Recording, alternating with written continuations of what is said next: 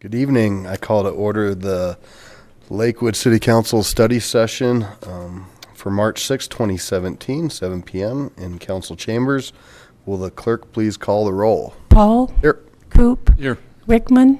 Gutwein. Here. Franks. Here. Harrison. Here. Roybal. Here. Vincent. Here. Abel. Here. Johnson. Here. Shakti. Here. You have a quorum. Great. Thank you very much. Welcome to those folks who are here in the audience this evening, or maybe checking in via other methods. We are going to be having an update on our sign code, and I think from what I've heard is kind of a higher level to get some conversation started and allow the council to go out to the community. And I know that many folks up here have probably heard many different aspects of our sign code and different stories, so it'll be good to, I think, have this opportunity to reopen the discussion and move forward. So, all right. So I open the public comment for tonight on the sign code presentation. Nobody's wished to sign up on this, so I will close that and turn it over to Travis Parker and Stephen Wilson from the Planning Department. Good evening.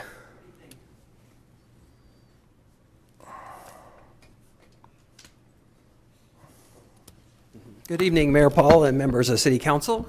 My name is Stephen Wilson, and I'm a staff planner with the City of Lakewood. Thank you for having me here this evening to talk about the sign ordinance and a proposed update.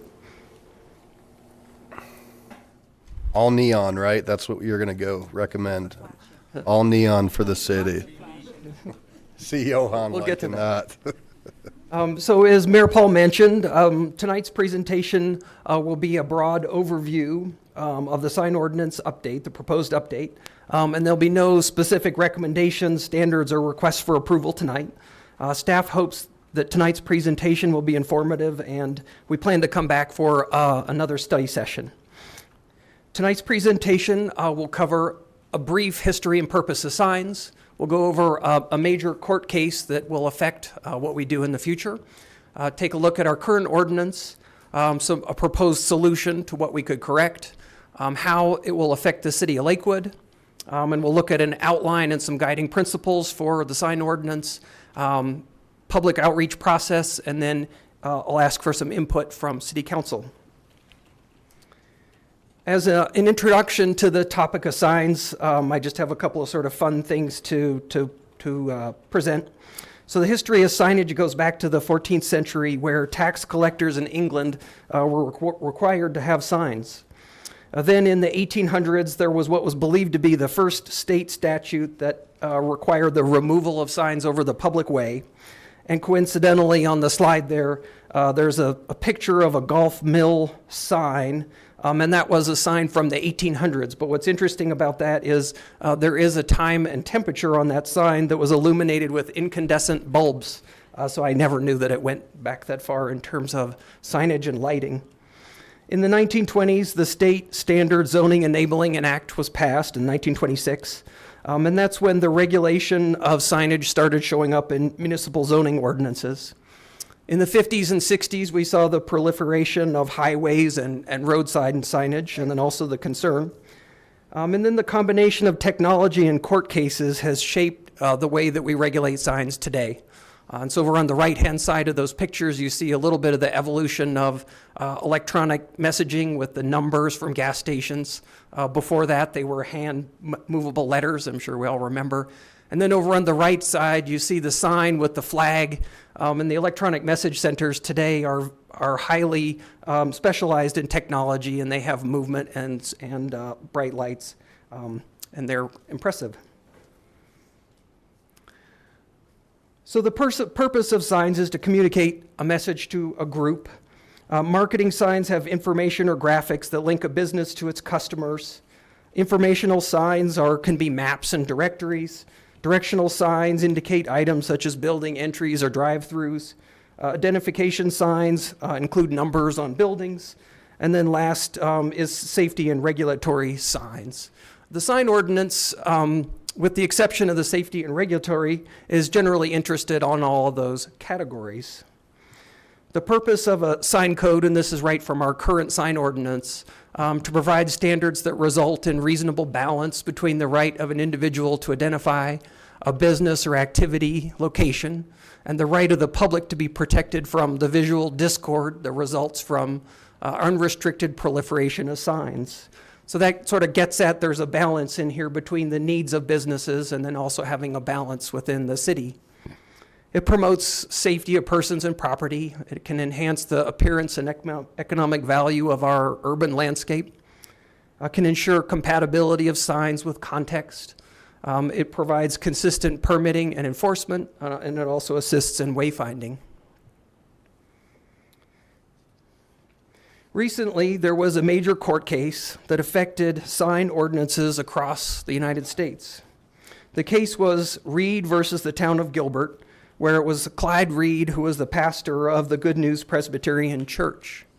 In 2005, Gilbert, Arizona, adopted a municipal sign ordinance that regulated the manner in which signs could be displayed in public areas.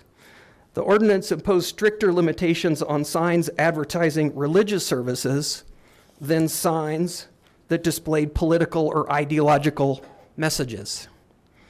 When the town's sign code compliance manager cited the local church for violating the ordinance, the church filed a lawsuit in which they argued that the town's sign regulations violated their First Amendment right to freedom of speech. So this case worked its way through the courts and made it all the way to the U.S. Supreme Court. And the decision was made in favor of the church, a vote of 6-3. And according to the American Planning Association, the decision is the most definitive and far-reaching statement that the court has ever made regarding day-to-day regulation of signs. So what does that mean? So what this case decided is that sign regulations are likely unconstitutional if the regulation considers the message of the sign to determine how it will be regulated. So some of the examples up there that you see, so common content-based signs, and I'm going to use those terms, so content-based regulations and content-neutral regulations. So a content-based regulation would be, for example, a political sign. So you have standards that are specific to political signs, and you have to look at the sign to be able to decide what regulations to apply. Others include real estate signs, special event signs, construction signs, and we have the list there. So before I dive into some of the issues that we'll need to look at as a city to fix, I'd like to reassure you that there are already existing aspects of our sign ordinance that are content neutral. And again, those two terms, content neutral, again, meaning you don't need to look at the sign to apply the regulations. So for example, we have regulations currently on freestanding signs for commercial businesses, and those standards are content neutral. And we also have standards for wall signs for commercial businesses, and those are also content neutral. Where we have standards that we do need to look at in our ordinance are primarily around temporary signs and temporary front yard signs. So we have in our prohibited sign section where we don't have any content-based regulations, but in our exempt signs section, we have construction signs, directional signs, election signs, real estate signs, and you can see the list there. So for example, for the election sign, we have standards that say once the election is finished, then you need to remove your signs. And so if a code enforcement officer goes out after an election and sees those signs there, they have to look at the sign to be able to apply the regulation. So would be by Gilbert versus Reed, that would be something that we should consider changing because it would be considered unconstitutional. So in this part of the presentation is usually where the wheels start turning in the audience's head and they start realizing the implications of this. So this is going to be a big paradigm shift in the way that we look at signs, but stick with me on the presentation because it looks daunting and there are some things that we need to change, but there's ways we can work through it. So in the city of Lakewood, one of the ones that will affect the most, again, are those temporary signs that we have in front yards. So you see on the slide here that we have real estate signs, political signs, construction signs, and so those will all essentially need to go into one bigger category of front yard signs. And so we'll be able to regulate front yard signs in residential zone districts, and we'll be able to regulate front yard signs in commercial zone districts. But again, we'll need to shift the way that we think about those, because we'll no longer be able to go to the zoning standards and look up the standards for a real estate sign. So, and I've touched on it a little bit, but so what's the solution? So the solution is to regulate by time, place, and manner. So going back to, for example, our all wall signs and our freestanding signs, it is constitutional to regulate by zone district. It is by use, and you can regulate all those things in terms of time, place, and manner. So maximum size and height, maximum number per lot or building, sign location, materials and lighting. So those are all things that we can apply standards to. Some examples that we've touched on, a couple of them, but wall signs, that's a category that's content neutral. Window signs, freestanding signs, and then front yard signs. So in terms of the proposed ordinance or the proposed improvements, I have a couple of slides, and this one talks about some guiding concepts. So the guiding concept, the primary one, is conformance with Gilbert versus Reed, but then also I wanted to have as an objective to simplify the ordinance. In looking at other municipalities that have updated to be consistent with Gilbert versus Reed, when you can't call a sign what you're used to, like a real estate sign, it tends to be a little bit harder to find your answer in the standards. And so that's something I want to continue to work with, to find something that's usable. But again, if you're looking for, what size real estate sign can I put out, but we don't call it a real estate sign, there's a little bit of a gap in terms of how to find that. And then the third concept would be to minimize the changes or disruption to commercial sign standards. Organizing principles, standards would be zone district and use-based, regulations for time, place, and manner. And again, trying to make it user-friendly so that you only have to look in the ordinance in 2 or 3 places to find the answer to your question or questions. In terms of an overall sort of structure for it, this is similar in a lot of ways to our current ordinance. So we'll have a section on prohibited signs, we'll have a section on exempt signs, and then we'll have a section on permitted signs. And then under permitted, it will be based on by zone district. And then as it drills down further, by use, and then we'll have temporary and permanent. So again, because in the ordinances that I've looked at some updated ordinances where they tried to look at the whole thing and organize it, and those tended to be better than the ordinances where they tried to just fix a few aspects of it. So the ones where they just tried to fix a few aspects of it, it tended to be more confusing. So I took a deep breath and stepped back and tried to look at how we would organize it. So the third thought in terms of the proposed ordinance, and this is something that we want your input on as well, is other considerations. So we're considering some additional performance-based standards. So in previous zoning ordinances for West Colfax, there were some incentives for the use of neon. Not that we're particularly advocating the use of neon, but there were performance-based standards. So if you made a better looking sign, and we would define what that is, then you could potentially have more signage. Another example might be the use of individually mounted letters. So if you have a sign with individually mounted letters, you might get a little bit more sign area than if you just have a cabinet sign. We would also like to take a look at electronic message centers, on the quality of electronic message centers, where, how many, and possibly some standards around brightness. And then the third thing we would like to take a look at is possibly eliminating sign standards by context.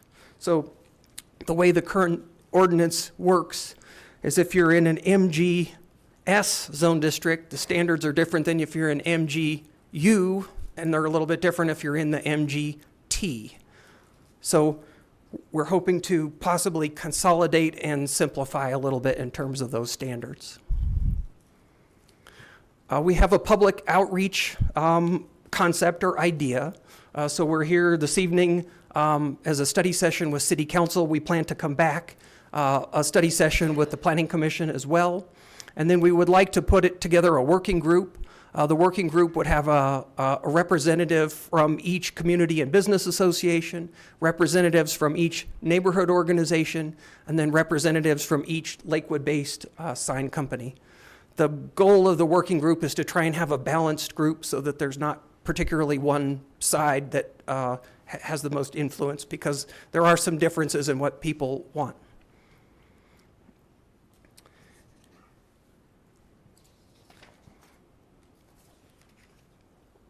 Okay. Oops. As I've mentioned, our current standards are content neutral for commercial wall and freestanding signs. However, now is a good time to make changes to those standards if needed. So up on the slide there, I have the commercial permanent wall signs and commercial permanent freestanding signs, and I have checks by those, so we don't have to necessarily change those, but now's an opportunity where we may be able to change those if we wanted to. Then on our residential and commercial temporary signs, these will be the most affected by the ordinance update, and public input on those standards is needed. Or stated differently, the size, number, and location of temporary front yard signs will be regulated differently than what we're used to, and it will take some effort to find a solution that is most acceptable for stakeholders. So before I ask for questions in your input, I'd like to go over next steps a little bit. So again, we would like to have a second study session. We'd like to have a draft sign ordinance that goes to the working group, and that same draft sign ordinance that goes to the Planning Commission and City Council. Then we can do the public process, public hearing in front of the Planning Commission and City Council. And then the last note I have on there is there's a publication that comes from the American Planning Association, and it's called Zoning Practice. And there was one that came out recently called The Practice of Temporary Signs. And so that covers a lot of what I've talked about tonight as well in a little bit more detail. And so we'll email a copy of that to everyone so you have something to look at after tonight's study session. So with that, that was a lot of material in a very short amount of time. I'll ask for questions. Thank you very much, and I appreciate that this is going to be quite a process, and I appreciate that we're going to look for multiple stakeholders to participate in the process. One question that I have, since we're re-examining this, is I know that some of our businesses have struggled with our signing codes, whether it be a sandwich board or things like that. Is that something that we're going to be examining through this? I think we can you hear me with this? I think we can examine as much of it as council recommends. Right. Okay, thanks. Ms. Harrison? Two things. When it comes time to actually choose a group, one person that I would definitely ask to be on there is a representative from Front Range Lumber, because in Ward 5 that was quite an issue, and I would want their input on that. So that would be number one. Number two would be when you define a sign, because one of the things that I'm concerned about is, for example, Ralston House has the pinwheels that they sell, put out, and when a lot of times they try to get a business to put 250 of those pinwheels in their somewhere on their property. Is that going to be considered a sign, and is that going to be considered temporary, permanent? Because, for example, in Belmar, there's one of the locations there that keeps the pinwheels up all year round. Is that a sign? What is that? I think that's a question to ask. Also on I had another question here, and I'm trying to remember what it was. I think I'm having troubles understanding the difference about content neutral and what was the other? I'm sorry, you lost me there. I'm sure it was a good way of defining things. It was content neutral versus content. Oh, right.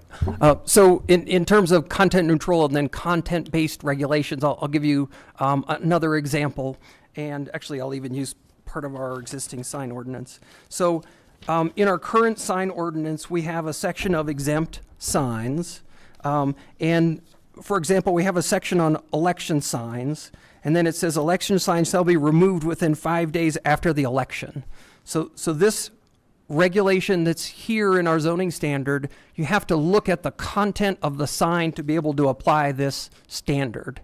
So in the future, will allow a hypothetical, but we would allow a front yard sign, and we'll have some quantity of them that's acceptable, 1, 2, infinite number.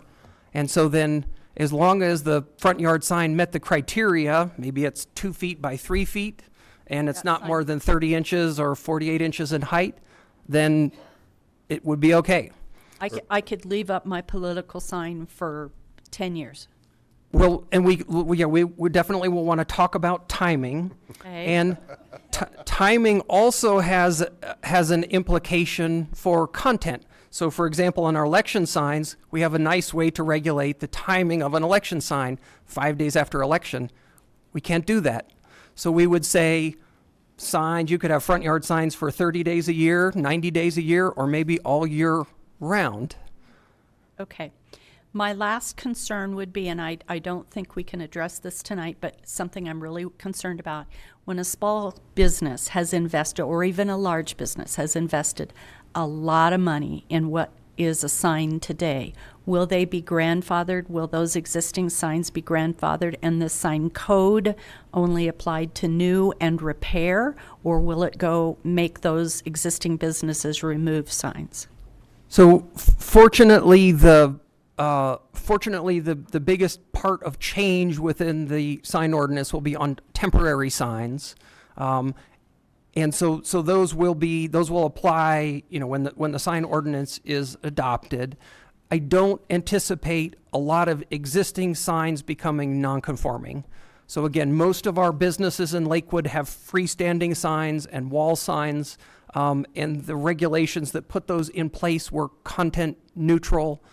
Menu board signs at a drive-through is one of them that we'll have to modify, but in the new ordinance, we'll have a provision for, we won't call them menu board signs, but essentially businesses that have a drive-through facility will get one additional on-site freestanding sign, or some number.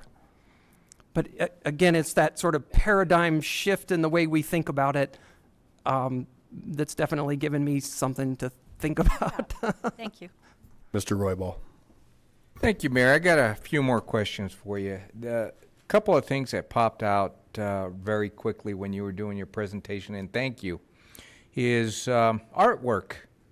You know, when you have it painted on the building and you draw out and it's advertisement saying, hey, this is ABC Company and we have the best cameras in town, and then it shows a little illustration on there on the wall. Is that considered artwork, or is that considered advertisement?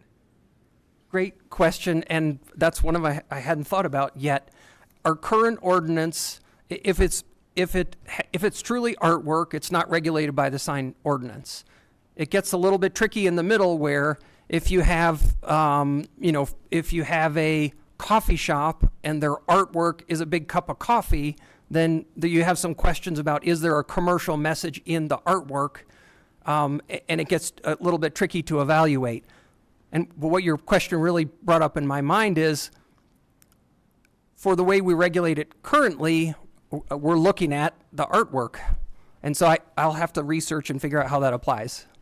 Now that's one. But again, we talked about political signs, but we didn't talk about some other signs, like the holiday signs.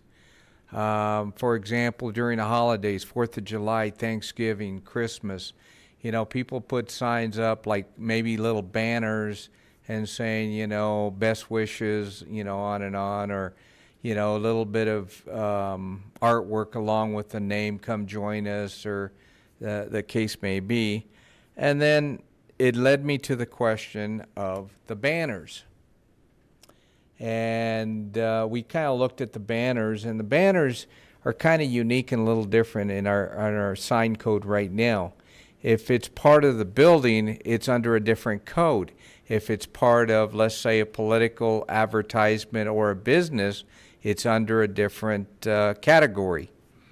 Can we take a close look at that and see what we can do on that one? There's a lot of miscommunication there, a lot of moving forward. And then along with the banners, those flags that they put in front of the businesses that kind of wave back around and say, hello, look at me, And while we're at it, just wanted to throw this out there. Driving down Alameda, which you happen to see a mechanical person hooked up to a battery rotating those signs saying, "Come on in. Here's a dealership. Come on in." Are those going to be regulated? Can you explain the last sign a little Well, more? For example, there is a mannequin that's holding the sign, man. and it's a sign saying, "Come on in." Again, I'm just throwing out the scenario. I'm just, because it's going to happen. There's one on 44th and Wads. Yeah. The mannequin. Right. So keep that in mind as we're doing this, because I'm stretching, as far as we can. So when we make this ordinance, we kind of cover a lot of the objectives here. And the last one that I wanted to bring up, a lot of times safety comes in, and you have these small signs that are different colors, and one of them happened to say, "Drive like your children, like you live here," safety, something like that. And normally they're red, and they would say, "Slow down, please drive like you live here," stuff like that. And it's pretty common through the neighborhoods. But I wanted to bring that to your attention to maybe we can get that addressed and figure out where that one should be. That's all I got. Mr. Coop? There were the steps for the process to go through. Was there a timeline given for these steps? I'm not aware of a timeline. In terms of other municipalities, so this case does affect municipal sign regulations across the United States. In doing research, it doesn't seem like municipalities have been in a rush to update their ordinances. I think there's a little bit of waiting to see what the other municipalities are doing. There are some good examples here in the state of Colorado. So the town of Centennial is one where they updated their sign ordinance, and they did with help, legal help for that. So we do have some good examples to look at. But I did talk with the City of Lakewood attorney in terms of timing, and I think if we're working on it, and this is a planner's description of, I'm sure there's a real legal answer, but if we're working on it, I think that gives us a little bit of leeway in timing. Is there any timeline being thrown out there? Is it this year to finish this up? Is it? Oh, so what we're proposing is that this would become effective after the election season. Thank you. Okay. Ms. Gutwein? Thank you. Thank you for the work in this. I was wondering, I love that we're doing the work groups and involving the community and the neighborhoods and the businesses. I was wondering if we could also include church, have some kind of church representation there, since this all started from churches. And then the other question I had is, I would be interested in looking at what limits we have on how the signs look as we go through this process. Just because I think I hear a lot from the community about wanting to make sure any new development looks good and is appealing. And so if there's any changes we could or need to make, I'd be interested in knowing what the options are. Thank you so much. Ms. Franks? Just a couple questions. It was kind of back to that drive like your children live in the neighborhood kind of messages. Wanted to make sure that you kind of everyone's aware that those are starting to now creep out sort of into the street, and farther into the street. Cones are being added, tape. So it's getting very creative. And so I think we just need to really kind of pull that front and foremost. I mean, it's becoming an issue. Parents are desperately trying to keep their children safe, and drivers continue to treat the downhills like they don't have to use the brake. So we've got some real issues there. The other thing is, and I don't know if this is the right form, but trying to understand, like, especially on political signs, like kind of like who owns the sign. Because I know I got tired of seeing my name out there. And so as soon as the election was over, I went racing around to grab them up and offended quite a few people. They were like, that was their sign. They felt the ownership transferred. I didn't want, so I just thought we could kind of come up with some way. I felt very impelled to go out there and grab them up, and I was tired of seeing them after months. So I do think there's some kind of a time limit for some of these things where, we were just all being barraged with every type of sign imaginable, and it does start to look kind of trashy. So thank you. Ms. Vincent? Yes, when Councilor Roybal brought up about signs on the building, I know we have some on Colfax that identify special districts. You are now entering 40 West Arts District. So would that have to be looked at and addressed? Because I would imagine it would have to encompass. I don't know. Yeah, I think we would take a look at those, but there is, and those may be a little bit different, but there is a provision that I read about that said, for right-of-way signs, when there's a compelling and narrowly defined interest, safety, or wayfinding, that signs in the public right-of-way, have some, are treated differently than signs on private property. So again, when there's a compelling government interest that's narrowly defined, again, it's generally safety and wayfinding, that those signs can be in the right-of-way, which of course is all the traffic signs. Mr. Abel? Mr.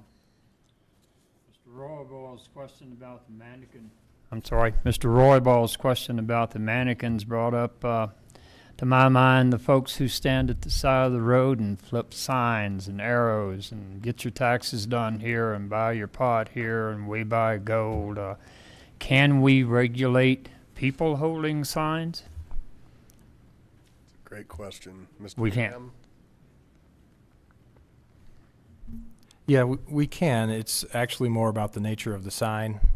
It's a temporary sign, as opposed to a permanent sign. It's not affixed to something.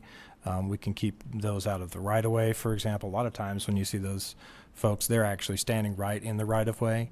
So there are limitations that we can place on those kinds of signs. I'm frankly surprised more municipalities haven't, but it's something we could definitely look at. The second thing involves the right-of-way versus an easement. If you put a political sign or any other yard sign out front and you put it in the right-of-way, it can be picked up. If you put it in an easement, you still own that easement, even if Excel has it for their power poles or whatever. It is difficult to know the difference between a right-of-way and an easement unless you have a map that depicts those things. So our code enforcement agencies have been without animosity or bias, going out and picking up every sign that is beyond someone's fence or in an otherwise area that otherwise looks like it could be a right-of-way. Can we, in some way, enable those folks to tell how to tell the difference, or provide them with, other than having a map of the city with every right-of-way marked? I'm not sure how we would do it, but if you take something out of an easement, you're taking someone's property. So that's it for me. Thank you. So, Ms. Nealon, I know that we have a representative from our code enforcement here, and I don't know if she would like to maybe weigh in on that, if that's acceptable, or...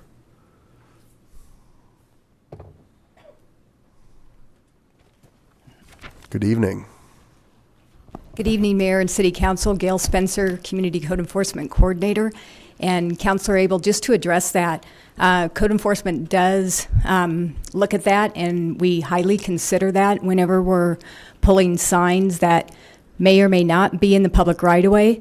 And the easement that you're talking about, you're right, that may belong to or may be part of the property.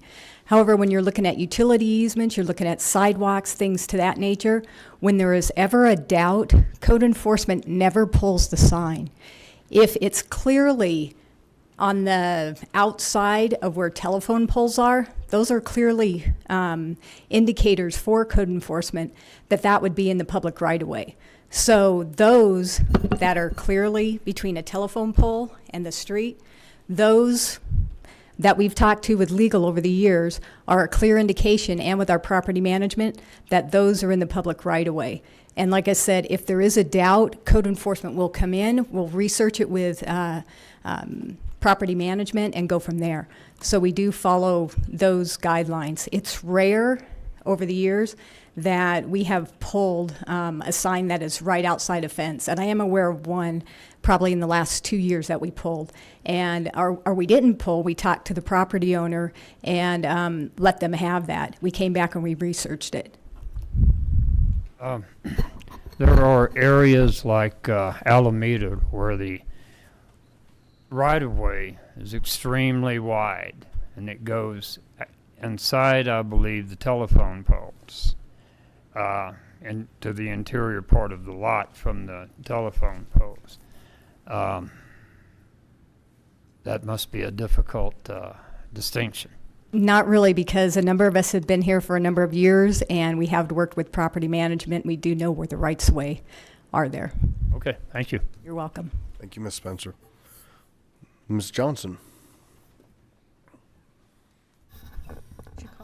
Yes. Yes, ma'am. Thank you. I believe that signs, political signs, are not allowed on right-of-ways and public property. Correct. We're entering the silly season, the political season, and I've had this happen to me where people pull them out of yards and put them on the public just to cause mischief. Please know that that happens. It's not always the candidate that's doing it or their team. There is mischief out there. Also, and I don't mean to pick on any one particular company, but this has been asked of me a couple of times. I think that we've had regulations for the size of signs, but when you look at Belmar, Best Buy has quite a large sign on their building. Please talk to me about that, because I've gotten comments from people that don't understand how they can have such a large sign there. So in terms of Belmar and Denver West, so both of those areas have official development or plan development zoning, with official development plans as the primary regulating document. And in both of those, they have their own sign standards that are different than the city's sign standards, and they can be more permissive. So for the Best Buy, I wasn't directly involved in that, but that was reviewed by the Denver West ACC against the Belmar sign standards, and they approved it based on those standards. By the Belmar at ACC. Yep, the Belmar ACC and the Belmar standards. But that's a good question. I think there was a lot of questions about that when that sign went up, the Best Buy sign. And then for folks who do have a political yard sign disappear, we don't throw them away, right? They go to the shops and there people can pick them back up. Is that a yes, or we do throw them away? I guess we throw them away. Have you always thrown them away? No, it's been different seasons. Fair enough. Okay. Well, actually, that leads one more question for me. If Denver West and Belmar can have their own sign code basically within the city, what about other businesses that own their buildings? I mean, how does that work? Talk to me, please. Yeah, thank you for the question. After I'd finished, I thought maybe there would be a good follow-up. So in the sign ordinance currently, we have a provision for a comprehensive sign plan. And so for certain areas and collections of businesses, it doesn't necessarily apply to one small or one parcel or one business. Is a little bit larger. But businesses or groups of businesses can apply for a comprehensive sign plan. And in that, then we do have the ability to extend the sign regulations and allow more area or more height.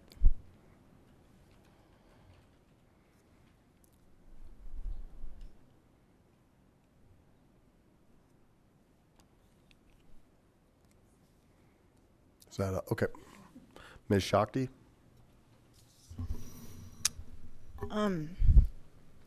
This is sort of a selfish concern, but I get migraines, and I'm kind of concerned with the proliferation of video signs, particularly blinky video signs. And I'm probably not the only one, so I assume that we'll be looking at that as part of the process. But Yes. You'll recall we put a temporary halt on them. You recently passed a brief moratorium until this is resolved, so they'll be part of what we look at. Mr. Abel? Oh, I'm sorry, Shakti, is that all? Okay, Mr. Abel? One thought occurs to me, you were talking about we can regulate place, time, and manner. This ruling has a companion ruling about soliciting funds, panhandling, or otherwise raising funds in public places. They both grew out of the same content-neutral philosophy, but with the panhandling ordinances cannot regulate by time, place, or manner. So are these separated in that way, or are they linked at the hip in that time, place, and manner as well? Mr. Abel, you're looking at me, so I'm assuming you're directing your question Yes, sir. to me. I haven't read that case at all, actually. But under constitutional law, free speech law, First Amendment law, time, place, manner restrictions are generally okay. And cup of coffee. But the issue with a lot of the panhandling and solicitation ordinances is they say panhandling. You can't panhandle in these places. Well, the panhandling is a free speech issue. That's the free speech. You're actually regulating based on the nature of the speech, which is panhandling or solicitation. So if you say people cannot stand out on the medians because it's a safety hazard, that has to cover everybody, whether they're panhandling, whether they're playing a flute, whether they're walking the dog, it doesn't matter. So that's how time, place, manner really works. So like I say, with the panhandling and solicitation, those are speech activities that are protected by the Constitution. And the ruling I was referring to comes out of Grand Junction. And it said just that. It even indicates that if if you don't allow people to solicit for panhandling on a median, then you can't allow fire departments to carry their boots out there on the median either. That's exactly right. Okay, if time, place, and manner doesn't fit here, that's good news. Thank you. Mr. Roybal? Thank you, Mayor. Councilor Johnson came up with a pretty good question. I have a follow-up. When you talk about signage throughout the city, within the city we have special districts. And let's say you have ABC special district somewhere on West Colfax that has, let's say, 5 blocks that are in that special district. Does that, just because they're special district, does the city sign regulation apply to them also, even though that they're a special district within the city? Thank you for your question. So in terms of those districts, or I'll refer to them as places with plan development, zoning, or a comprehensive sign plan, if their comprehensive sign plan or official development plan is silent on a standard, then the City of Lakewood sign ordinance would apply. So if they don't say anything about election signs, then the city's election sign standards would apply.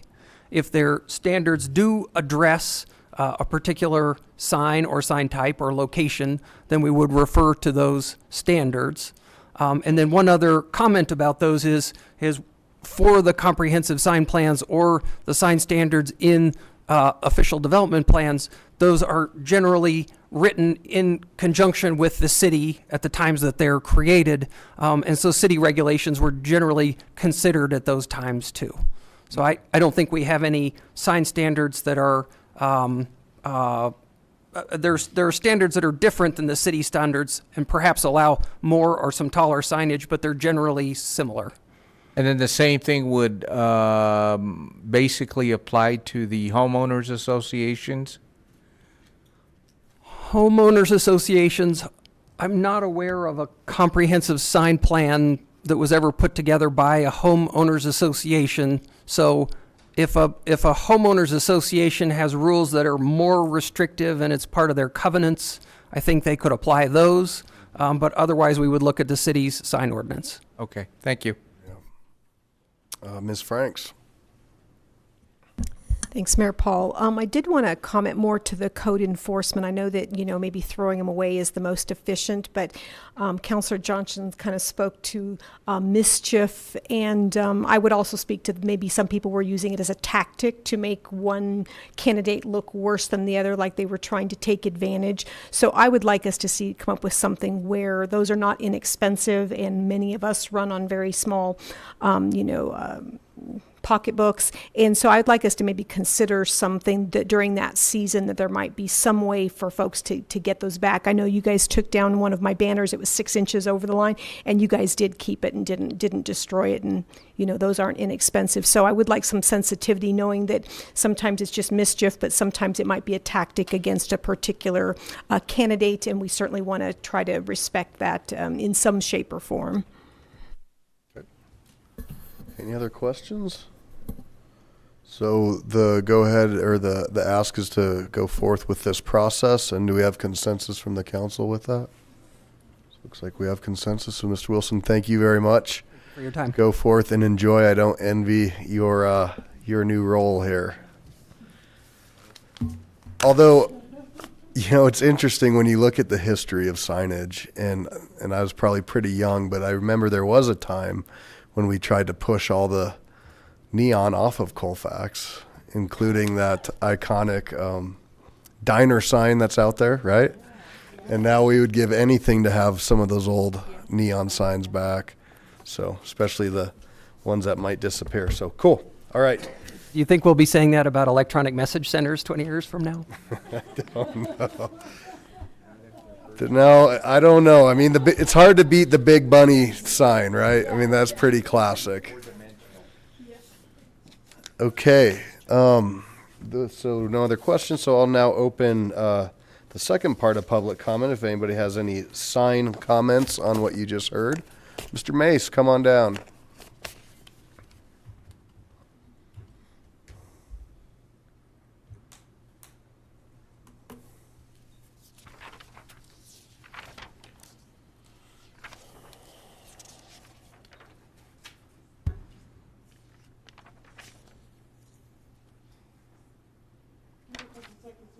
Take your time.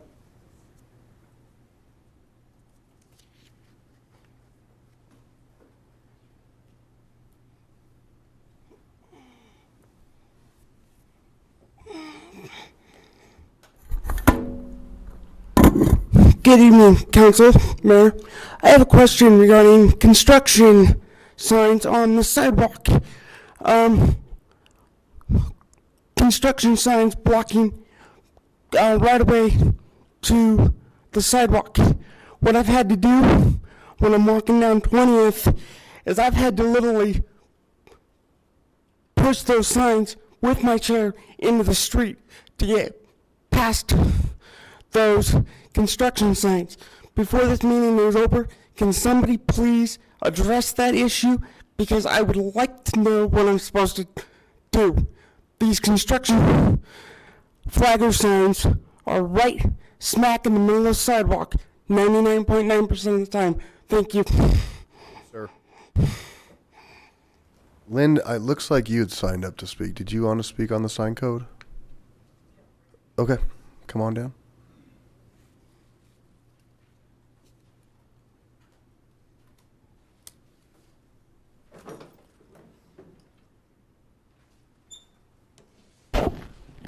I just wanted to say briefly that I think that signs should always be not blocking traffic, should make it safe for people so they have good visibility. So I guess that's what a right-of-way is. And I have found the people that flip signs are pretty distracting, and sometimes they're actually blocking some of the exits that you would take from a major roadway. And then the other thing is sometimes the construction signs that I see, well, not always signs, but the barrels, I guess they are, that are up, sometimes tip over in the wind. And that's probably true today, too, with the wind. I think that's important because I did notice one tipped over on Wadsworth that was in the traffic lane. What do you do in that case? Who do you notify? Are people checking on those?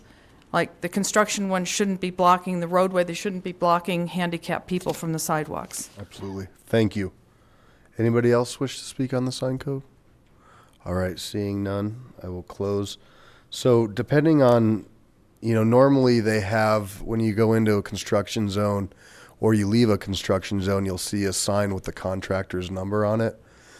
But what happened recently on Alameda Parkway out by 470, it was Thanksgiving morning and the barrels were blowing all over the place. I called the police non-emergency number because I couldn't find any information, and it was pretty dangerous. They were able to reach out to the construction company. So I think that's always an option if you can't find that number, to reach out to the city or our non-emergency so they can find that. As far as signage blocking right away or access for handicap, that's clearly an issue. And I don't know, I don't have Public Works here, but Mr. Mace, we can get that location. We can try to get a better answer of what to do, but certainly shouldn't be impeding the flow unless it's an actual detour that's closing the sidewalk. But we'll see if we can get that information to you. Is that sufficient? Okay. All right.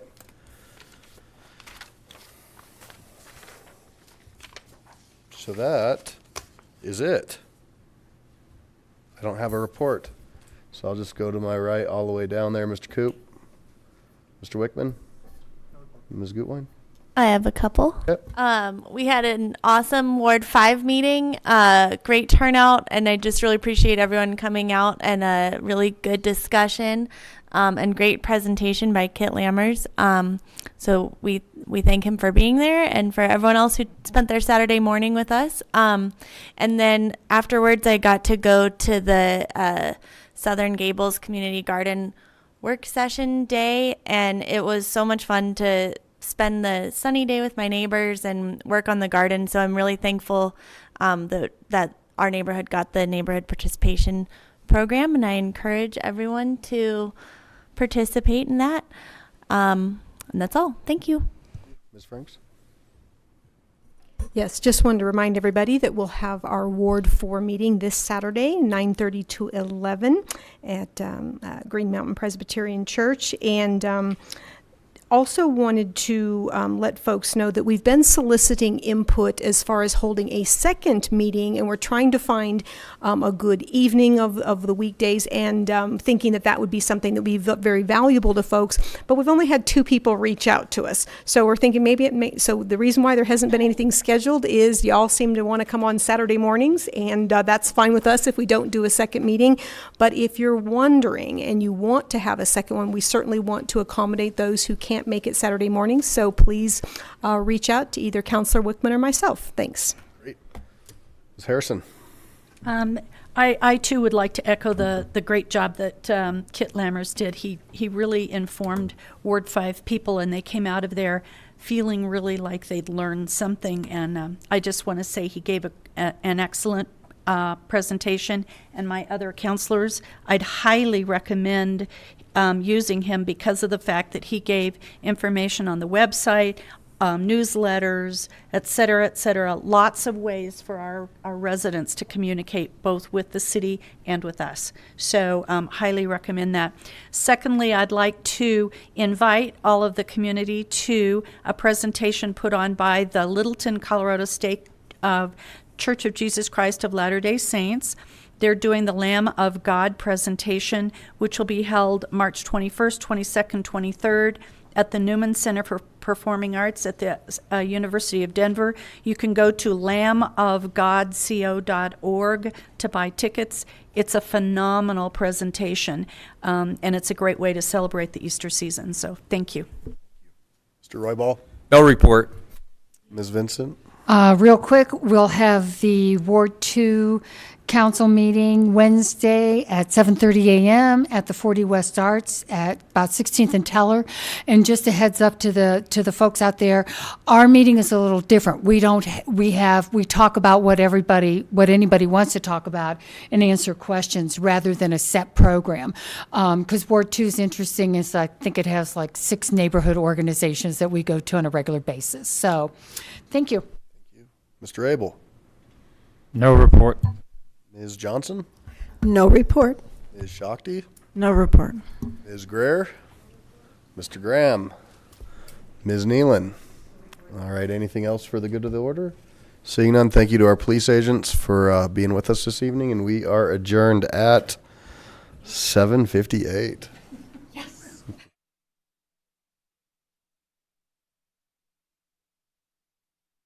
Night in the wee, I sing the song that I sang.